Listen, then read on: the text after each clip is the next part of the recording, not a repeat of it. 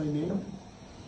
I was struck with diabetes way back 8th of July 2022.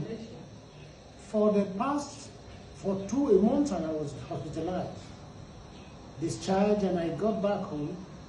By March, a sister came on my way and was able to send to me Rocenta supplement. And I have been taking that supplement all this while. Before then, I don't have acute cough, I don't have pain, I don't have weakness, especially in the morning. But all these are gone now for good. I do have good sleep now than before.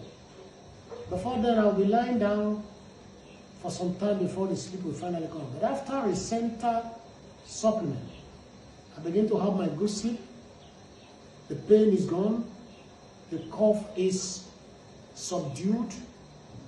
Everything is working fine. So I give God all the glory. That's okay.